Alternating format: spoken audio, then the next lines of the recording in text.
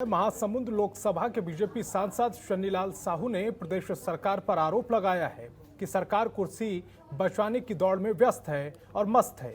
उसे प्रदेश के विकास से कोई सरोकार नहीं है। कुछ ऐसे ही मुद्दों पर बातचीत की हमारे विशेष संवाददाता मनमोहन नेताम ने। मौजूद हैं महासमुंद लोकसभा क्षेत्र के भाजपा सांसद चुन्नीलाल साहू से। वो ठेठ छत्तीसगढ़िया के नाम से वो जाने जाते हैं, क्योंकि वो प्योर छत्तीसगढ़िया इसलिए कहते हैं कि आए दिन वो अपने खेतों के काम में व्यस्त रहते हैं। और आज हम उनसे बात करेंगे छत्तीसगढ़ के विकास को लेकर, हम अन्य मुद्दे को लेकर। साहू जी, आपका जनतंत्र टीवी में स्वागत है। धन्यवाद आप सबको। सर, भाजपा चिंतन शिविर बस्तर में शुरू और अब वो आने वाले समय में सरगुजा में चिंतन शिविर शुरू करने वाली है।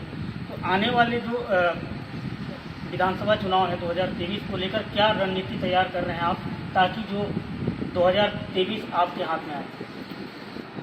भारतीय जनता पार्टी संगठन की पार्टी है। भारतीय जनता पार्टी की निरंतर बैठक होते रहते हैं। वो पहले दिन से ही प्रारंभ कर देते हैं, हम चुनाव जीते या चुनाव में हमको नुकसान हो, इसको हम लोग परवाह नहीं करते। प्रदेश में 2.5 साल का कांग्रेस का जो चल रहा है, 2.5 साल को आप किस नज़रिए से देखते हैं? क्या ये 2.5 साल के नाम से विकास पिछड़ रहा है, और क्या कहेंगे इसे आप?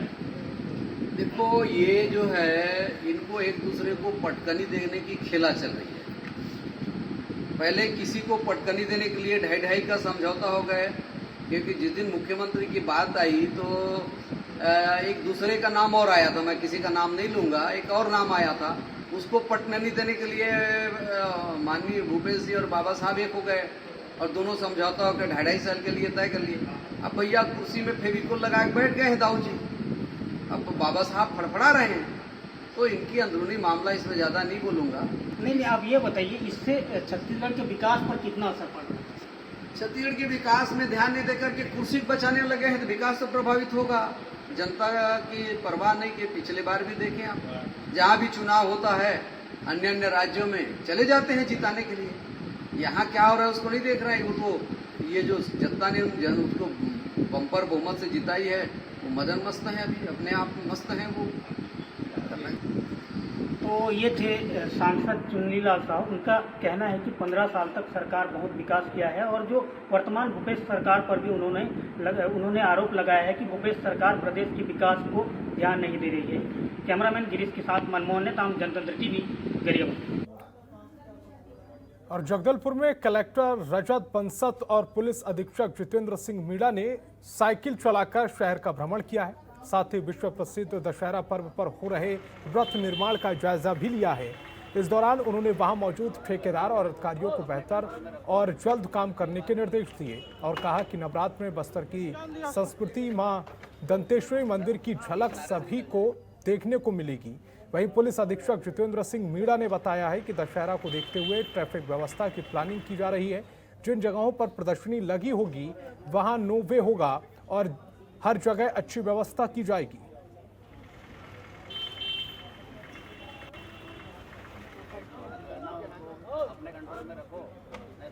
एसपी साहब और सभी आला अधिकारियों के साथ दशहरा के परिवेश में पूरे शहर का भ्रमण किया। दशहरा को लेकर के जो काम चल रहे हैं, रथ का भी जो निर्माण हो रहा है उसको, और साथ में मंदिरों के जो जीर्णोद्धार के लिए काम चल रहे हैं वो सबका अवलोकन किया। साथ में दलपत सागर, समुद्र चौक और जितनी अन्य जो जगहों पे काम चल रहा है उसका भी अवलोकन किया। देवी मड़ई नाम का आयोजन अभी नवरात्रों में शुरू होना है, जिसमें बस्तर की संस्कृति की झलक लोगों को दंतेश्वरी माई के मंदिर के सामने देखने को मिलेगी। उस आयोजन के लिए भी हमने सबके साथ मिलकर के प्लानिंग की है।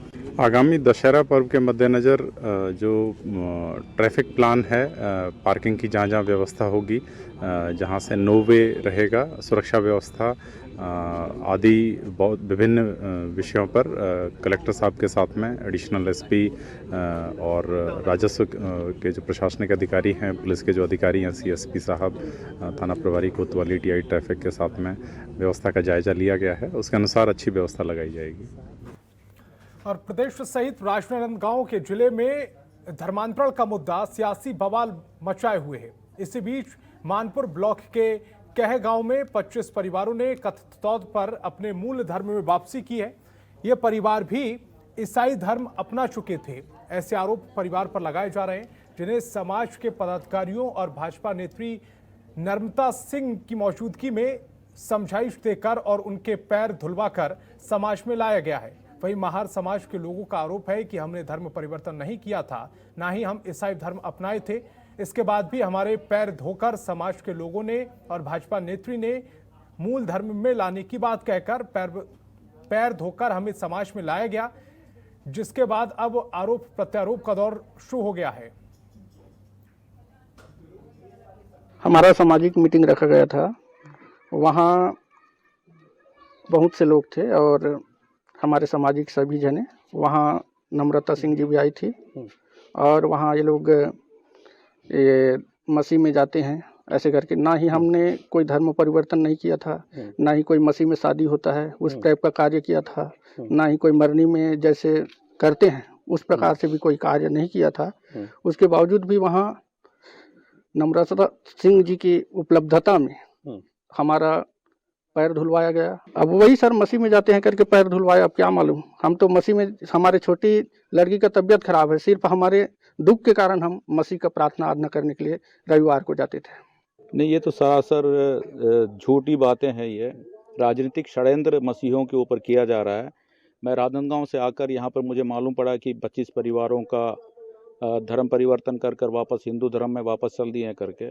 जब मैंने यहाँ पे आया मालूम पड़ा कि 4-5 लोगों का ज़बरदस्ती, किसी महिला नेत्री है यहाँ की नम्रता सिंह करके और कौशेंद्र सिंह करके, और उन्होंने कहा कि सुरक्षा बल के साथ वो सामाजिक बैठक में जाकर उन्होंने ज़बरदस्ती पांव धोया है और उनको मूल धर्म में वापस लाएं बोल रहे हैं। लेकिन उन परिवारों से मैं मिला तो उनका कहना है कि ना हम मसीह धर्म को ग्रहण किए हैं, ना स्वीकार की है, हम मसीह रीति रिवाज से जीवन यापन भी नहीं कर रहे हैं। सच्चाई ये है कि वो परिवार अपनी परेशानियों को लेकर किसी चर्च में जाकर प्रार्थना दुआ करवाए हैं, जिसके लिए उनको मसीह होने का आरोप लगाया जा रहा है, लेकिन ऐसा कुछ भी नहीं है। वहाँ पर 25 परिवार तो है ही नहीं। पहली बात तो उस समाज के 4-5 परिवार के लोग जाते थे और उनको, आज मैं बोलता हूँ कि किसी चर्च जाने से कोई मसीह नहीं हो जाता। नहीं, वो उनने खुद अपना वीडियो भी है जिसमें उनने खुद स्वीकार किया कि हम वापस समाज में आ रहे हैं और बकायदा नारियल, नारायण देव जो इष्ट देव है महार समाज के, तो उन पे नारियल चढ़ा के और उनका फिर पैर धुलवा के नारियल चढ़ा के, और उनने खुद घोषणा की थी कि हम वापस समाज में आ रहे हैं। और कोरबा में अमृत महोत्सव के मौके पर फिट इंडिया फ्रीडम रन कार्यक्रम का आयोजन किया गया, जिसका विधायक ननकी राम कंवर ने दीप प्रज्वलित कर शुभारंभ किया है। इस दौड़ में युवाओं, बच्चों समेत लगभग 100 लोगों ने हिस्सा लेकर लोगों को फिट रहने का संदेश दिया। इस दौरान कोविड प्रोटोकॉल्स का भी पूरा ख्याल रखा गया है।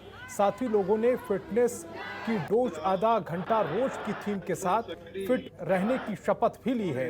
इस मौके पर नगर निगम महापौर राजकिशोर प्रसाद, जिला पंचायत के मुख्य कार्यपालक अधिकारी कुंदन कुमार, एनसीसी अधिकारी फारूक शेख भी मौजूद रहे। खबरों के निष्पक्ष विश्लेषण के लिए सब्सक्राइब करें जनतंत्र TV and press the bell icon. Never miss any update.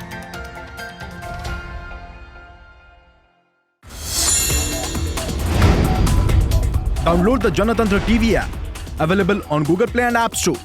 Download it now.